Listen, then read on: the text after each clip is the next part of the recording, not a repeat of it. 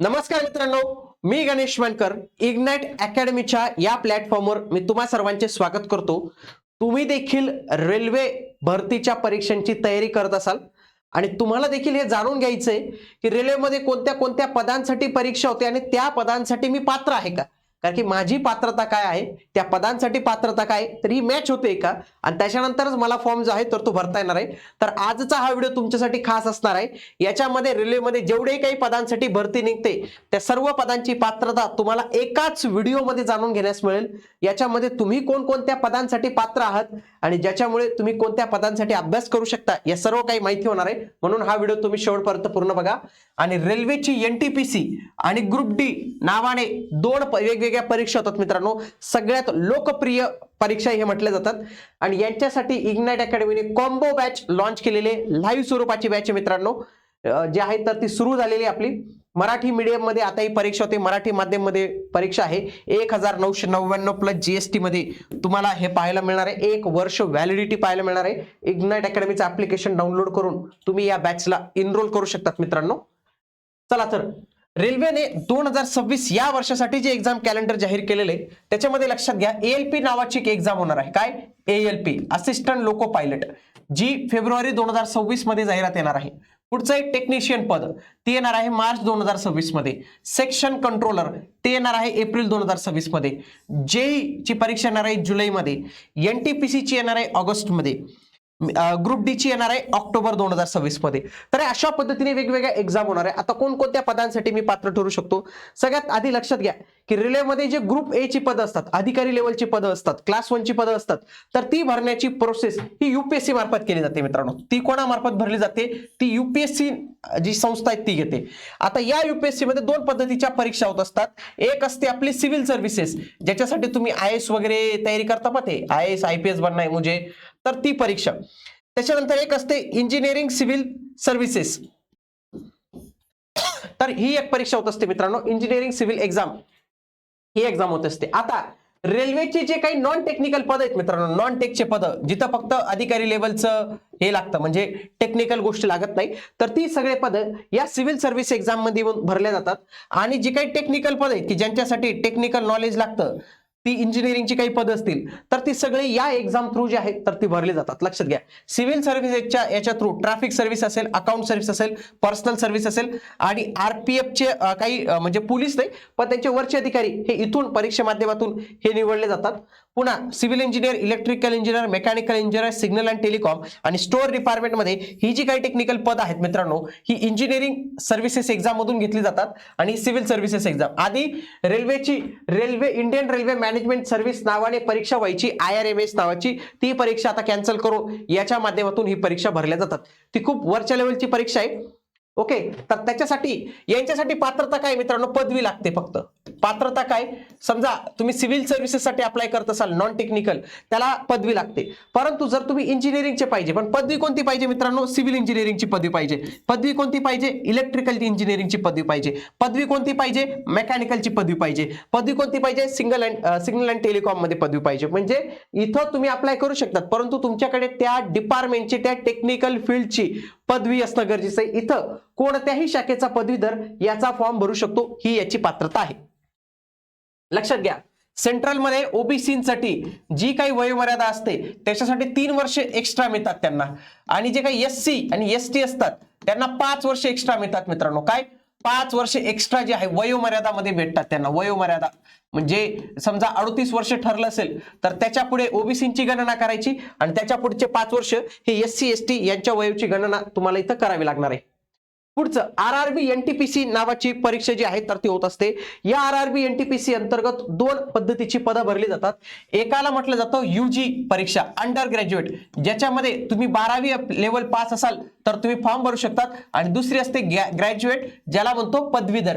म्हणजे जर एखाद्याची पदवी झाली असेल तर तो इथं अप्लाय करू शकतो, कोणत्याही शाखेचा पदवीधर। इथं फक्त 12वी लेवल पर्यंतचा विद्यार्थी इथं अप्लाय करू शकतो। हा हायर एज्युकेशन चालतं बरं का इथं, म्हणजे एखाद्याची पार पीएचडी झाली असेल तर तो 12वीच्या परीक्षेला फॉर्म भरू शकतो। जे ग्रॅज्युएट लेवलचं पद आहे त्याला 18 ते 33 वयोमर्यादा आहे, आणि अंडर ग्रॅज्युएटला 18 ते 30। आणि मी तुम्हाला काय सांगितलं की ओबीसी 3 आणि एससी एसटी हे 5 वर्ष, म्हणजे काय की याच्या पुढे 5 वर्ष ऍड करायची, याच्या पुढे 5 वर्ष ऍड करायची एसएसटी साठी, याच्या पुढे 3 वर्ष, याच्या पुढे 3 वर्ष, म्हणजे थ्रू आउट द व्हिडिओ मध्ये तुम्ही हे लक्षात ठेवा. बघा पहिले जे आहे ग्रॅज्युएट लेवलसाठी कोणती कोणती पदं लक्षात घ्या. स्टेशन मास्टर पद आहे, chief commercial cum ticket supervisor, goods train manager, junior account assistant cum typist, senior clerk cum typist, ही पदं भरली जातात. आता लक्षात घ्या टायपिस्ट आणि टायपिस्ट या 2 पदांपुढे टायपिस्ट आहे. तुम्ही म्हणाल की सर मला टायपिंग सर्टिफिकेट लागेल का? जसं महाराष्ट्रात लिपिक या पदासाठी टायपिंग प्रमाणपत्र असणं आवश्यक आहे. इथं लक्षात घ्या सेंट्रल वाले काय म्हणतात की आम्हाला पण माहिती आहे तुम्ही टायपिंग सर्टिफिकेट कसे जोलजाल करून काढलेत, म्हणून आम्हाला तुमच्या टायपिंग सर्टिफिकेटवर विश्वास नाही. तुम्ही एक काम करा, तुम्ही परीक्षा द्यायला आलेत का, पहिली परीक्षा पास व्हा, दुसरी आम्ही तुमची डायरेक्ट स्किल टेस्ट घेऊन टाकतो. म्हणून रेल्वेमध्ये काय केलं जातं माहितीये का, हिंदी किंवा इंग्रजी या दोघांपैकी एकाची स्किल टेस्ट घेतली जाते डायरेक्टली तुमची. डायरेक्ट कम्प्युटरवर बसवलं जातं आणि सांगितलं जातं टाईप करून दे एवढं. म्हणजे तिथं टायपिंग सर्टिफिकेट लागत नाही, फक्त कुठल्याही शाखेचा पदवीधर एवढीच तुमची अर्हता असते. म्हणजे जर तुमची पदवी कंप्लीट असेल तुम्ही या पदांसाठी जो आहे तर तो फॉर्म भरू शकतात मित्रांनो. समजा फक्त तुमची 12वी असेल, एखादा उमेदवार 12वी लेवलचा असेल तर तो या पदांसाठी फॉर्म भरू शकतो. Commercial cum ticket clerk, train clerk, account clerk cum typist आणि ज्युनियर क्लर्क कम टायपिस्ट. इथं लक्षात घ्या टायपिस्ट हे पद आहे, म्हणजे काय की त्याला टायपिंग सिद्ध करून दाखवावी लागणार आहे. सगळ्या पदांसाठी 12वी उत्तीर्ण पाहिजे आहे. पुढचं आरआरबी ग्रुप डी, सगळ्यात जास्त फॉर्म ज्याला येतात, कारण की याची पात्रता काय माहिती का मित्रांनो, 10वी पास आहे फक्त. 10वी पास उमेदवार फॉर्म भरू शकतो. नुकतेच याचे फॉर्म पुढच्या महिन्यापासून सुरू देखील होणार आहेत. जानेवारी महिन्यात फॉर्म याचे 20 जानेवारी 2026 पासून सुरू देखील होणार आहेत. म्हणून या ग्रुप डी ला जबरदस्त फॉर्म असतात. त्याच्यासोबत 10वी प्लस ITI अशी काही पदं असतात मित्रांनो याच्यामध्ये राखीव, तिथं याच्यासाठी राखीव पदं असतात. आणि काही पदं फक्त 10वी पास वाल्यांसाठी असतात. 10वी पास वाले लय मोठी गर्दी असते मित्रांनो, पार 1 कोटीमध्ये देखील अर्ज आलेले असतात. जबरदस्त कॉम्पिटिशन असते इथं. 10वी पास साठी उमेदवार जे आहेत तर ते इथं फॉर्म भरतात मित्रांनो. वयोमर्यादा 18 ते 33 एवढी आपल्याला इथं पाहायला मिळते. त्याच्यानंतर रेल्वेमध्ये रेल्वे तंत्रज्ञ ज्याला म्हणतो रेल्वे टेक्निशियन मध्ये 2 पदं असतात. एक असतात टेक्निशियन ग्रेड A सिग्नल आणि टेक्निशियन ग्रेड 3 अशा 2 पदांसाठी भरती केली जाते रेल्वेमध्ये. पात्रता काय असते लक्षात घ्या, त्याच्यामध्ये BSc पदवी पाहिजे. पण कशामधली BSc पाहिजे बघा, physics, electronics, computer science, IT, instrumentation यांच्यामध्ये BSc पाहिजे किंवा डिप्लोमा पाहिजे किंवा डिग्री पाहिजे. तर हे उमेदवार इथं अप्लाय करू शकतात. इंजिनिअरिंग वाले उमेदवार अप्लाय करू शकतात, डिग्री वाली BTech वाले करू शकतात आणि BSc जर या डिपार्टमेंट मध्ये झाली असेल तर तुम्ही अप्लाय करू शकतात. टेक्निशियन ग्रेड 3 मध्ये 10वी पास उत्तीर्ण वाला अप्लाय करू शकतो. सोबत त्याला ITI पण लागतो, जसं की इलेक्ट्रिशियन, फिटर, वायरमन वेगवेगळी पदं असतात, वेगवेगळे ITI असतात. तर त्या ITI देखील त्याला लागतो आणि तो तिथं अप्लाय करू शकतो. वयोमर्यादा 18 ते 36 सिग्नल 1 साठी आणि 18 ते 33 ग्रेड 3 साठी. रेल्वेमध्ये इंजिनिअरिंगची पण भरती होते, जे क्लास 1 ला पाहिले आपण ते क्लास 1 ची इंजिनियर. त्याच्यानंतर JEE इंजिनियरची पण भरती होते. त्याच्यासाठी RRB JEE नावाची एक्झाम जी आहे तर ती होत असते.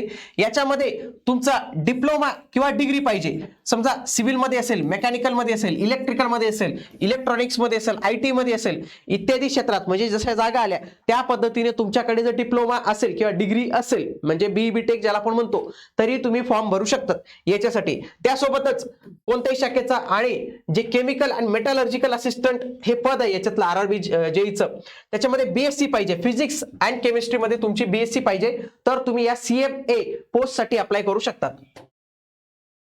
18, 33 आणि 36 एवढं वयाची अट आपल्याला इथं पाहायला मिळते. त्याच्यानंतर असिस्टंट लोको पायलट ही एक पण भरती रेल्वेकडून जी आहे तर ती घेण्यात येते मित्रांनो. याच्यामध्ये लक्षात घ्या की सगळ्यात आधी तुम्ही 10वी पास पाहिजे प्लस तुमचा ITI पाहिजे.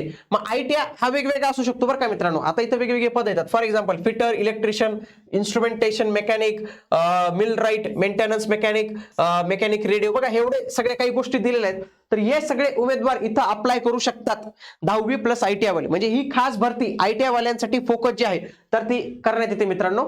18, 30, 33. तर अशा पद्धतीने या सगळ्या गोष्टी तुम्हाला सांगून दिलेल्या. आता तुम्हाला कळलं असेल की तुमची फक्त पदवी झाली असेल तर तुम्ही या पदांना अप्लाय करू शकता. समजा फॉर एक्झाम्पल तुमचं इंजिनिअरिंग झालं असेल तर तुम्ही NTPC लाही फॉर्म भरू शकतात, JEE लाही फॉर्म भरू शकतात.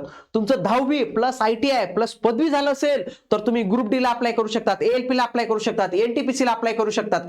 तर एवढ्या सगळ्या पदांना तुम्ही अप्लाय करू शकतात आणि येणाऱ्या कालावधीत रेल्वेच्या खूप मोठ्या वॅकन्सी येतात, कारण की आता दरवर्षी रेल्वेची परीक्षा होते. समजा कोणी उमेदवार फक्त एनटीपीसी ची तयारी करू इच्छितो तर एनटीपीसी ची सेपरेट बॅच आपल्याकडे अवेलेबल आहे. ज्याला वाटतं की सर मला फक्त ग्रुप डी ची बॅच पाहिजे कारण की माझं 10वी पर्यंतचं शिक्षण झालेले, तर त्याने ही बॅच नक्की जॉईन करावी. एखादा पदवीधर असेल तो म्हणतो सर मला एनटीपीसी ग्रुप डी दोन्ही पाहिजे कारण की याला सामान्य विज्ञान थोडं जास्त आहे, तर त्याची कॉम्बो बॅच 1999 याच्यामध्येच आपण लॉन्च केलेली मित्रांनो. आणि जे कोणी असेल ना पदवी, मी त्याला खरंच म्हणेल की तुम्ही कॉम्बो बॅच जॉईन करा, त्याच्यामध्ये तुमचा सगळ्यात चांगला फायदा जो आहे तर तो होणार आहे. तर तो कॉम्बो बॅचच्या माध्यमातून तुम्ही तुमची तयारी करू शकतात. रेल्वे संदर्भातल्या त्यासोबतच स्टाफ सिलेक्शन संदर्भातल्या सर्व काही अपडेट, सर्व काही माहिती महाराष्ट्रातून देणारं हे महत्वाचं आणि खूप मोठं चॅनल तुमच्यासाठी आहे मित्रांनो. केंद्रीय सरकारी नोकरींमध्ये मराठी मुलांचा टक्का वाढावा याच हेतूने आपण या चॅनलची सुरुवात केलेली आहे, म्हणून तुम्ही आजच या चॅनलला जॉईन करून टाका. भेटूया पुढील व्हिडिओमध्ये. तोपर्यंत जय हिंद, जय महाराष्ट्र, धन्यवाद.